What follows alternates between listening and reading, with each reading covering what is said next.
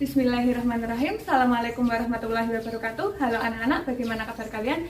Semoga kalian selalu dalam keadaan sehat dan semangat ya. Bertemu lagi dengan Bunia di mata pelajaran matematika. Pada video ini kita sudah masuk di bab pertama di semester 2, yaitu perbandingan trigonometri. Untuk materi perbandingan trigonometri itu akan saya bagi menjadi 4 bagian, dan ini adalah video yang pertama. Bagian yang pertama ini kita akan membahas tentang perbandingan trigonometri pada segitiga siku-siku. Setelah menonton video ini, diharapkan nanti kalian yang pertama dapat menamai sisi-sisi yang ada pada segitiga siku-siku berdasarkan sudutnya. Kemudian yang kedua, kalian dapat menentukan nilai perbandingan trigonometri berdasarkan panjang sisi segitiga siku-siku. Oke, sebelum kita masuk ke materi, Ibu ingin bertanya, apa sih trigonometri itu? Kenapa kita kok penting mempelajari trigonometri? Apa hubungannya dengan kehidupan kita? Trigonometri adalah ilmu yang mempelajari tentang hubungan antara sudut dan sisi yang ada di segitiga. Kemudian, apa kegunaannya di kehidupan kita? Sekarang coba lihat gambar yang ada di samping Ibu. Gambar apakah itu? Ya, betul sekali. Namanya jembatan merah atau jembatan Kali Kuto. Jembatan ini tidak asing lagi ya bagi kita, karena hampir setiap hari ketika kita akan berangkat ataupun sepulang dari sekolah, kita pasti melihatnya. Keindahan dari jembatan Kali Kuto juga tidak diragukan lagi, bahkan jembatan Kali Kuto ini merupakan salah satu ikonik sepanjang jalan tol dari Semarang menuju ke Batang. Apakah kalian pernah berpikir bagaimana sih proses pembuatan dari jembatan Kali Kuto ini? Nah, ternyata pembuatan jembatan itu kita membutuhkan suatu alat yang namanya teodolit. Apa itu teodolit? Teodolit adalah suatu alat yang penggunaannya itu menerapkan trigonometri. Teodolit juga sangat berfungsi dalam bidang ilmu atau dalam bidang teknik sipil. Terutama teodolit ini atau trigonometri ini harus dikuasai oleh para surveyor. Kalian tahu apa itu surveyor? Surveyor adalah ahli pengukuran tanah. Jadi para ahli pengukuran tanah ini menggunakan trigonometri untuk menentukan letak suatu benda dari ruang 3 dimensi. Jadi para surveyor itu harus menguasai trigonometri. Nah, yang kedua, trigonometri itu digunakan dalam bidang ilmu astronomi. Kalian tahu enggak ilmu astronomi itu apa? Ilmu astronomi adalah ilmu yang mempelajari benda-benda di luar angkasa.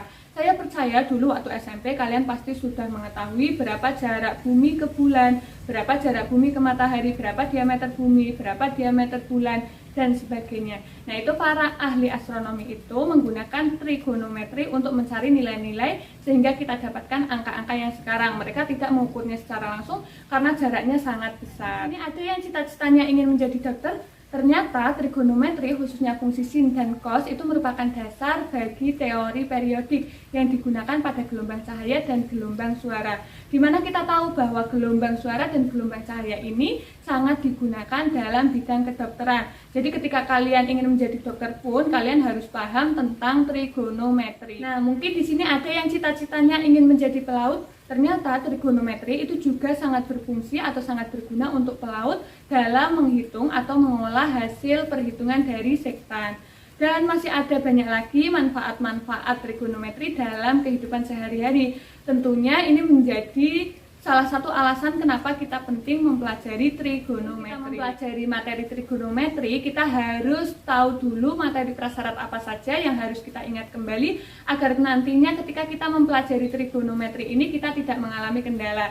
Yuk kita simak penjelasan materi prasyarat sebagai berikut. Materi prasyarat pertama yaitu teorema Pitagoras. Teorema Pitagoras ini sudah kalian pelajari waktu kelas 8 SMP ya. Misalkan kita punya segitiga siku-siku ABC, kemudian diketahui panjang dua sisi yang lain, maka kita dapat mencari panjang satu sisi yang belum diketahui. Prasyarat yang kedua yaitu rasio atau perbandingan. Apa itu rasio atau nilai perbandingan?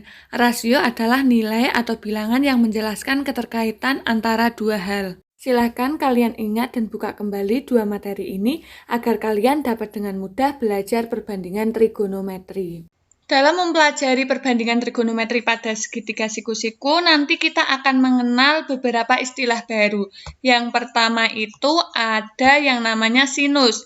Sinus ini nanti kita tuliskan dengan sin. Di sini ada sin theta. Theta itu menyimpulkan dari suatu sudut. Boleh juga nanti bukan theta, tapi alfa atau beta, atau boleh juga sudut itu disimpulkan dengan huruf abjad, tetapi penulisannya itu menggunakan huruf kapital. Kemudian selain sin ada apa lagi? Ada kosinus. Kosinus itu penulisannya ditulis dengan kos. Yang ketiga ada yang namanya tangen. Tangen ditulis dengan tan. Yang keempat ada yang namanya kosekan. Kosekan ini ditulis dengan CSC atau bisa juga ditulis kosek. Itu kosekan. Kemudian untuk sekan itu dituliskan dengan sek. Sementara yang terakhir ada kotangen. Biasanya dituliskan dengan kot. Nah, jadi inilah beberapa perbandingan trigonometri yang akan kalian pelajari. Ada sinus, kosinus, tangen, kosekan, sekan, dan kotangen.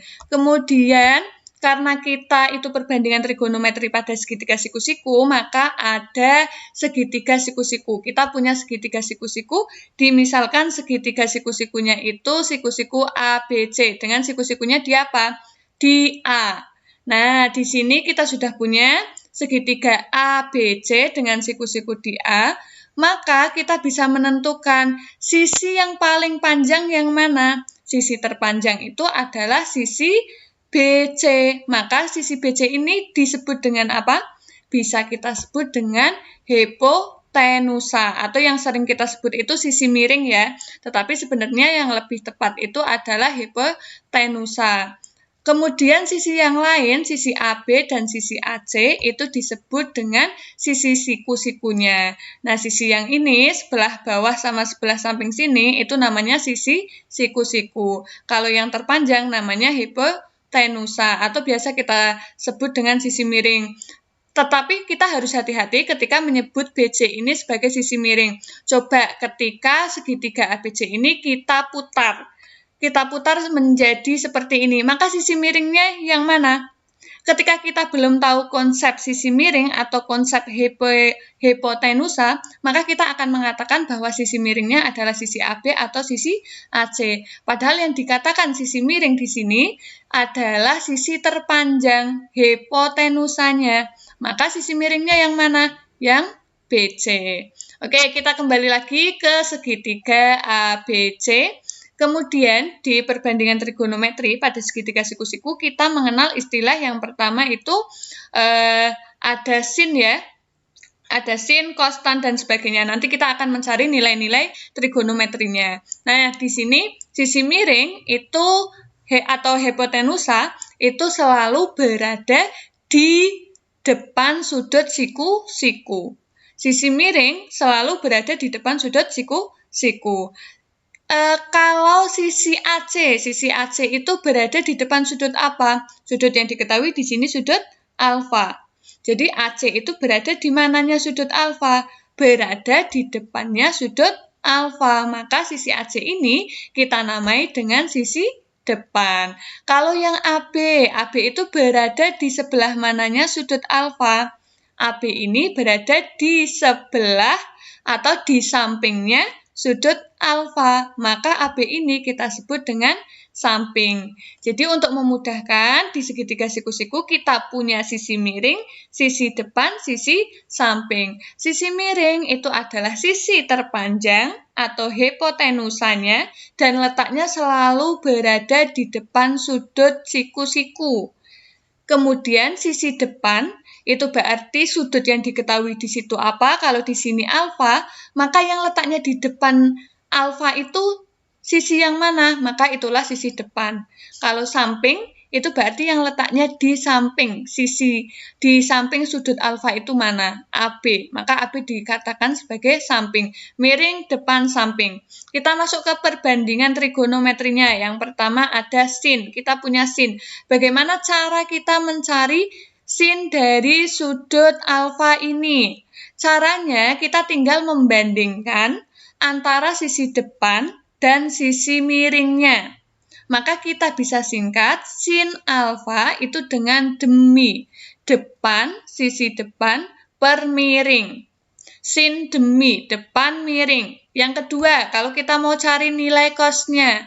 Cos alfa, nilai cos dari sudut alfa ini. Cos itu adalah perbandingan antara sisi samping per sisi miring. Atau bisa kita sebut dengan sami. Samping, miring. Itu untuk cos alfa. Yang ketiga, kita punya tan alfa.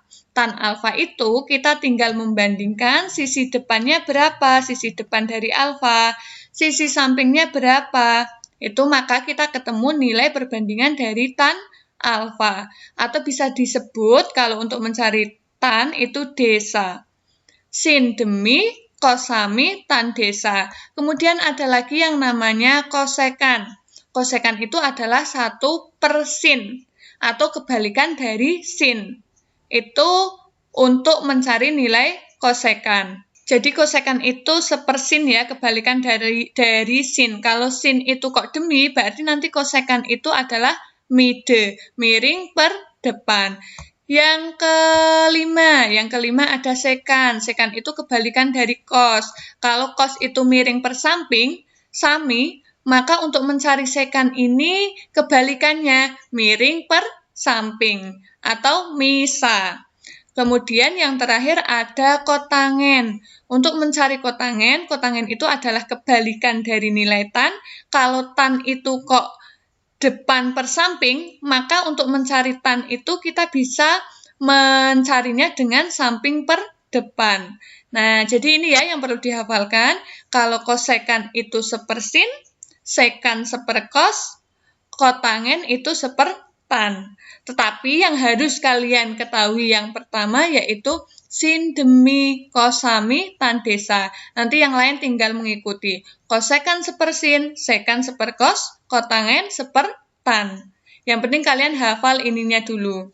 Untuk memudahkan kalian dalam memahami materi ini, coba kita latihan soal. Nah, di sini ada segitiga siku-siku. Perhatikan segitiga siku-siku di bawah ini. Kita punya segitiga ABC. Kalau tadi siku-sikunya di A ya, di contoh tadi, sekarang siku-sikunya di B. Kita punya segitiga ABC dengan siku-siku di B. Kemudian sisi AB itu 3, sisi BC itu 4. Yang akan kita cari, tentukan nilai. Nah, di sini kita harus mencari nilai sin, cos, tan, kosekan, sekan, kotangen dari sudut yang pertama itu sudut alfa dan yang kedua adalah sudut beta. Ada 2 sudut yang diketahui di sini. Nah, sekarang sebelum kita mencari nilai perbandingan trigonometrinya, apakah sisi-sisi di segitiga siku-siku ini sudah diketahui semua panjangnya? Ternyata belum. Masih ada satu sisi yang belum diketahui, yaitu sisi AC. Kalau AB itu 3, BC itu 4, AC-nya berapa? Nah, ini kita bisa mencari nilai AC ini dengan teorema Pitagoras. Makanya tadi di materi prasyarat kita sudah membahasnya ya. Sekarang kita bisa mencari panjang AC. AC ini sama dengan akar dari AB dikuadratkan ditambah BC kuadrat. AC sama dengan AB-nya berapa di sini? AB-nya adalah 3, maka tinggal dimasukkan 3 kuadrat. Ditambah BC-nya berapa? BC-nya 4, maka 4 kuadrat. 3 kuadrat 9, 4 kuadrat 16. 9 tambah 16, 25. Akar dari 25 adalah 5. Ternyata panjang AC itu adalah 5. Kita sudah mengetahui panjang ketiga sisi yang ada di segitiga siku-siku. Yang pertama, kita akan mencari nilai sin alfa. Sin itu kan tadi demi ya, sin demi. Nah, sekarang kita harus bisa mengidentifikasi mana sih sisi depan dari sudut alfa ini. Oh, yang letaknya di depan sudut alfa ternyata sisi BC. Sisi BC-nya berapa? Sisi BC-nya 4, maka kita tulis 4. Kemudian sisi miring. Sisi miring sisi yang terpanjang, AC-nya ini.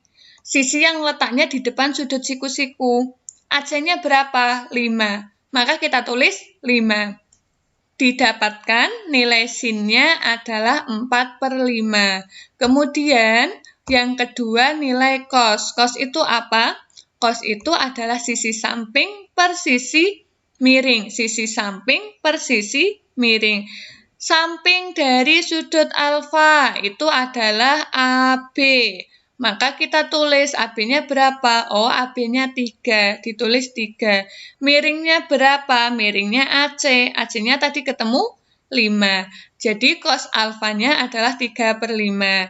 Yang ketiga nilai tan. Tan itu depan per samping atau desa.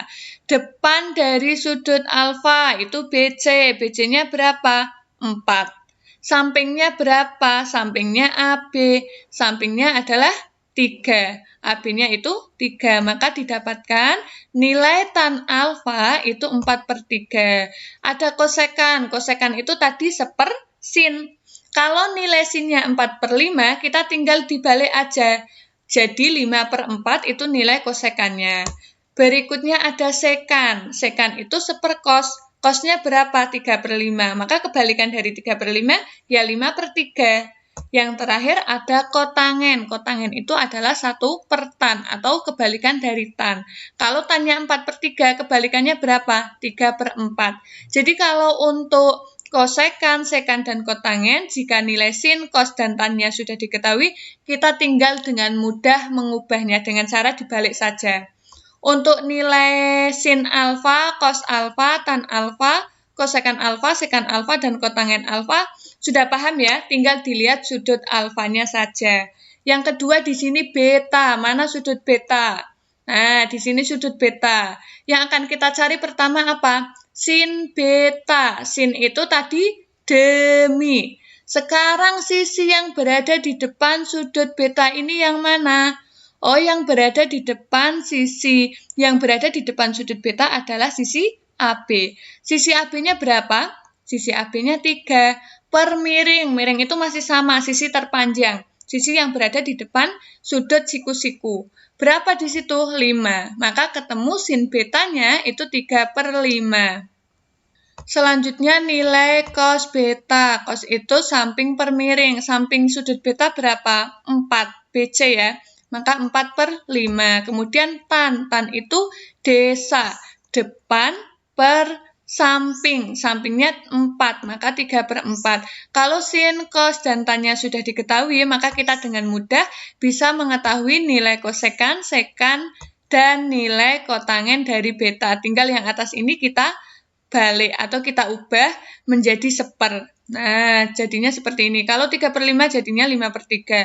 4/5 jadinya 5/4. 3/4 jadinya 4/3. Agar lebih memahami materi ini, silahkan kalian coba diskusikan dengan teman kalian beberapa permasalahan sehari-hari atau soal AKM tentang trigonometri dengan cara scan barcode yang ada pada layar untuk meningkatkan kemampuan literasi dan numerasi kalian. Karena matematika itu membekali kalian tentang cara berpikir, cara bernalar, dan berlogika melalui aktivitas yang membentuk alur berpikir berkesinambungan. Hal ini tentunya sejalan dengan tujuan pembentukan profil pelajar Pancasila, yaitu mengembangkan kemandirian, kemampuan bernalar kritis, dan kreativitas.